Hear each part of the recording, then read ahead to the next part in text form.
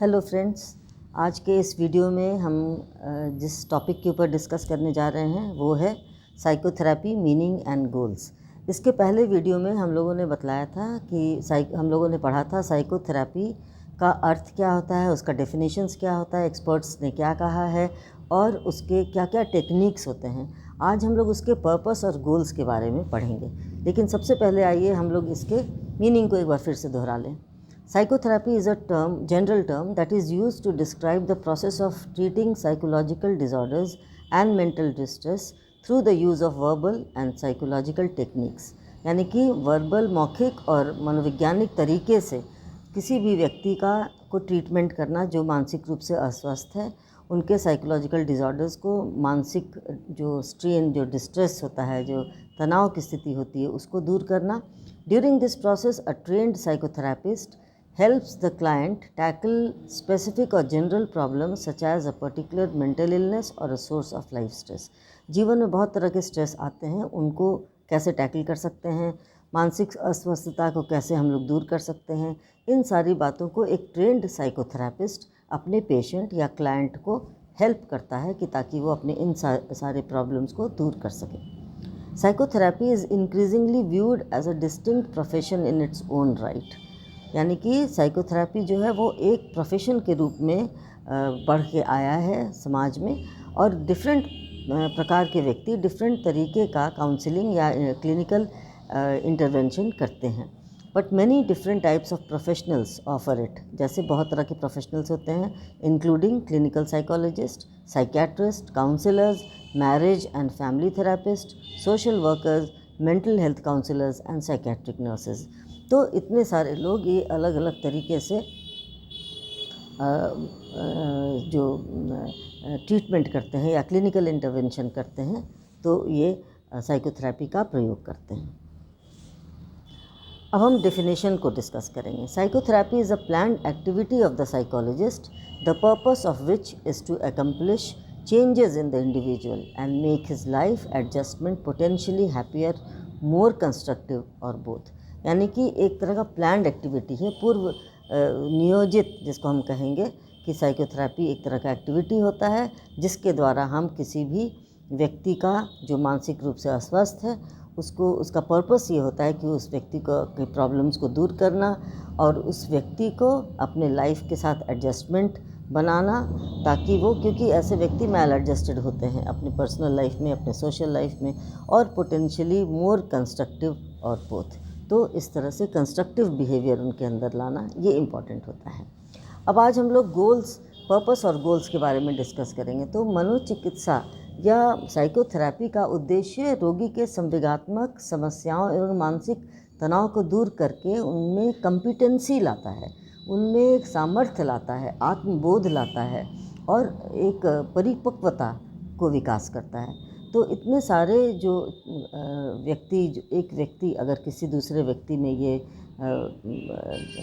विकास करने की कोशिश करते हैं, तो उसके द्वारा क्या होता है कि व्यक्ति के अंदर जो प्रयास करता है कि उनके जितने भी मैल एडेप्टिव बिहेवियर्स हैं उसमें चेंज लाना, जितने भी उनके कुसमायोजित व्यवहार हैं उनमें चेंज करना। उसके बाद होता है कि उनके इंटरपर्सनल रिलेशनशिप को और अच्छा करने के लिए वो उन्हें सिखाते हैं या समझाते हैं, ताकि लोगों के साथ उनका पर्सनल रिलेशनशिप अच्छा रहे। उसके बाद उनके अंदर के आंतरिक जो संघर्ष होते हैं और पर्सनल टेंशन्स जो होते हैं, उनका व्यक्तिगत तनाव जो होता है, उन्हें भी दूर करने का, उन लोग कम करने का या दूर करने का प्रयास करते हैं। उसके बाद है कि उनके जो इनएक्यूरेट एजम्पशंस होते हैं व्यक्ति के, हर व्यक्ति का, खासकर जो लोग मानसिक रूप से अस्वस्थ होते हैं, उनका सेल्फ के प्रति, अपने प्रति और अपने आसपास के वातावरण के प्रति एक पूर्व कल्पना होता है जो कि इनएक्यूरेट होता है, उसको दूर करना। उसके बाद है कि टू रिमूव दोज फैक्टर्स, मतलब सारे फैक्टर्स और कंडीशंस को, मैल एडेप्टिव बिहेवियर जो व्यक्ति के अंदर होता है उसको दूर करना, और पेशेंट्स को हेल्प करना ताकि वो अपने रियलिटीज़ में, अपने लाइफ में एडजस्ट कर सकें, उसके अंदर सेल्फ आइडेंटिटी, सेल्फ इंसाइट लाना। तो ये इतने सारे कार्य हैं जो कि, या इतने सारे पर्पसेस हैं जो कि किसी भी साइकोथेरापिस्ट को करना पड़ता है किसी भी रोगी को ठीक करने के लिए।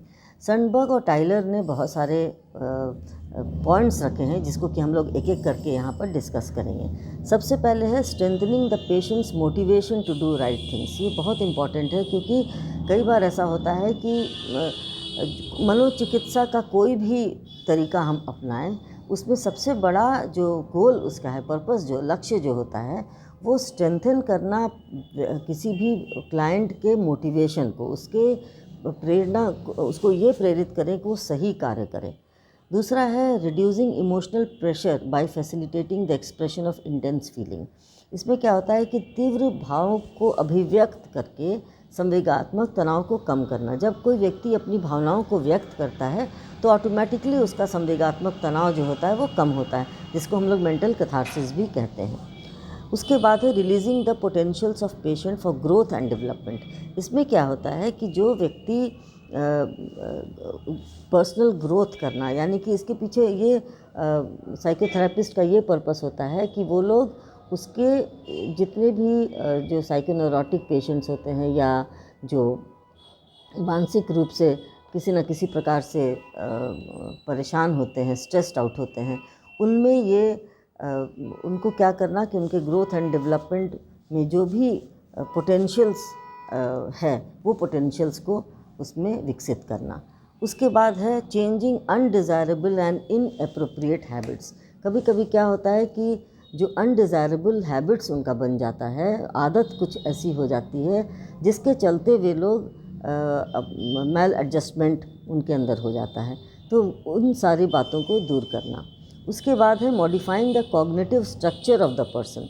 Cognitive structure of the person मतलब कि जो ये भी उद्देश्य है उनका कि रोगी अपने बारे में या दूसरे व्यक्तियों के बारे में तथा वातावरण या अन्य वस्तुओं, घटनाओं आदि के बारे में पूर्णतः अवगत हो और उनके अंदर एक कॉग्निटिव स्ट्रक्चर को वो पैदा कर सके ताकि वो पहचान सके अपनी बातों को, और तब जो कंसेप्शंस होता है, जो मिसकंसेप्शंस होता है, उसको वो दूर कर सकें। नेक्स्ट है increasing the patients knowledge and his capacity for effective decisions. ये भी इम्पॉर्टेंट है। ये साइकोथेरापिस्ट ये काम करते हैं कि जो क्लाइंट होते हैं उनके नॉलेज में विकास करना और उनके कैपेसिटी, उनके कौशलता को, क्षमता को इस तरह से बनाना ताकि वो डिसीजन लेने में वो इफ़ेक्टिवली डिसीजन ले सकें। जब भी वो किसी स्ट्रेस में हैं जहाँ पर वो डिसीजन नहीं ले पा रहे हैं, वैसे में वो उनके अंदर ये कैपेबिलिटी आ जाए, वो कुशलता आ जाए कि वो अपने उन डिसीजंस को ठीक से ले सकें। नेक्स्ट इंक्रीजिंग सेल्फ नॉलेज और इंसाइट। इसका मतलब ये होता है कि उसके अंदर जब इंसाइट या सेल्फ नॉलेज होता है, जब हमारे अंदर खुद ब खुद नॉलेज होता है कि हमें किस तरह से अपने प्रॉब्लम्स को डील करना है, तो मनोचिकित्सक का ये भी उद्देश्य होता है कि वो अपने क्लाइंट में ये विकसित कर सकें ताकि वो अंदर ही अंदर उसके सूझ डेवलप कर सकें और वो अच्छे तरह से अपने आप को एडजस्ट कर सकें। नेक्स्ट है एम्फसाइजिंग इंटरपर्सनल रिलेशनशिप। इसमें क्या होता है कि जैसा कि हमने पहले भी बताया कि इंटरपर्सनल रिलेशनशिप को अच्छा बनाना ये बहुत इम्पॉर्टेंट होता है। इसके लिए उनको ये समझाना, तो ये साइकोथेरापिस्ट का काम होता है कि उनका लक्ष्य होता है कि वो उनको समझाएं ताकि वो अच्छे तरह से कम्युनिकेट कर सकें अपने लोगों के साथ, अपने आसपास के लोगों के साथ, उनके व्यवहार को अच्छी तरह से समझ सकें और उनके साथ एक अच्छा कंजीनियल रिलेशनशिप उन लोग डेवलप कर सकें। उसके बाद होता है bringing change in social environment of patient. ये भी इम्पॉर्टेंट है क्योंकि कहीं ना कहीं समाज एक ऐसा प्रेरक होता है जिसके द्वारा व्यक्ति के अंदर बहुत तरह के मानसिक क्लेश या मानसिक स्ट्रेस हो जाता है, तो उन सारे सोशल एनवायरनमेंट को में भी चेंज लाना बहुत इम्पॉर्टेंट होता है, ताकि अगर वो जब तक चेंज नहीं होगा सोशल एनवायरनमेंट, उसका सामाजिक परिस्थिति जिसके कारण उसको मानसिक स्ट्रेस हुआ है, जिसके कारण मानसिक अस्वस्थता आई है उसके अंदर, उसको चेंज करना इम्पॉर्टेंट होता है। उसके बाद है changing the bodily or somatic processes in order to reduce painful feelings and increase body awareness. इसका मतलब ये होता है कि मनोचिकित्सा में ये पूर्व कल्पना रहती है कि मन और शरीर दोनों ही एक दूसरे को प्रभावित करते हैं, तो स्वच्छ मन के लिए स्वच्छ शरीर का होना आवश्यक है। तो ये मनोचिकित्सकों का ये मत है कि रोगी के शारीरिक दुखों या दर्दनाक जो अनुभूति, फीलिंग्स जो होते हैं, उनको कम करके उनमें शारीरिक चेतना में वृद्धि करके और मनोचिकित्सा की परिस्थिति के लिए उन्हें अधिक उपयोगी बनाया जा सकता है, जिसको कि हम लोग ये कहते हैं कि उनके बॉडीली चेंजेस में बॉडीली अवेयरनेस होना इम्पॉर्टेंट होता है, जिसमें कि इन सब जैसे योग का, एक्सरसाइज का महत्व समझाना कि इन सारे चीज़ों के साथ मानसिक तनाव काफ़ी हद तक दूर किया जा सकता है। तो इन सभी का सहारा लेकर व्यक्ति रोगी अपने बहुत सारे पेनफुल एक्सपीरियंसेस को दूर कर सकता है। और लास्ट है altering state of consciousness in order to extend self awareness, control and creativity. इसमें क्या होता है कि जो मनोचिकित्सा का ये उद्देश्य ये भी होता है कि रोगी के चेतन अवस्था में इस ढंग का परिमार्जन या परिवर्तन किया जाए कि उसमें अपने व्यवहारों पर अधिक नियंत्रण करने की क्षमता बढ़ जाए और उसे क्रिएटिव क्षमता में वृद्धि हो सके और आत्मबोध में भी वृद्धि हो सके, वो सेल्फ कॉन्शियस हो जाए और सेल्फ स्टीम या सेल्फ नॉलेज जिसको हम कहते हैं वो उनके अंदर विकसित हो जाए। तो इसके लिए वे लोग को ये गोल्स ये निर्धारित करते हैं साइकोलॉजिस्ट। अब सनबर्ग एंड टाइलर ने बहुत अच्छी बात कही। उन्होंने ये कहा कि psychotherapist should not be thought of as mechanic locating and repairing defects in pieces of equipment, but rather as more of a gardener removing weeds, providing light, nutrients and moisture to stimulate a plant intrinsically disposed to grow। इसमें उन्होंने ये कहा कि बहुत सटीक टिप्पणी देते हुए उन्होंने कहा है कि मनोचिकित्सक को एक मैकेनिक जो औजार या उपकरण में दोष का पता लगाता है तथा उसका मरम्मत करता है के रूप में नहीं समझा जाना चाहिए, बल्कि उसे एक माली के रूप में समझा चाहिए, एक गार्डनर के रूप में समझना चाहिए, जो पौधे को उसके डेवलपमेंट की आंतरिक प्रवृत्ति है कि उसकी छटाई करता है, उसे धूप दिखाता है, उसे पोषक पदार्थ देता है, उसे नमी देता है, उसे उत्तेजित करता है। तो ये उसको बढ़ाने के लिए एक पौधे के एक माली के रूप में इन्होंने ये अपने आप को समझते हैं, या फिर एक साइकोथेरेपिस्ट को समझते हैं कि एक माली के रूप में जो कि सजोता है किसी पौधे को, पौधा उनके लिए क्लाइंट है, उनके पेशेंट है, जो उनको उसको किसी औजार के माध्यम से नहीं बल्कि वो किसी अच्छे तरीके से उसको एक जैसे एक माली अपने पौधे का रक्षा करता है, वैसे ही एक साइकोथेरेपिस्ट भी अपने पेशेंट की रक्षा करते हैं। आशा है आपको ये वीडियो समझ में आया होगा। अब अगले वीडियो में हम लोग टाइप्स ऑफ साइकोथेरेपी पढ़ेंगे। वीडियो देखने के लिए धन्यवाद।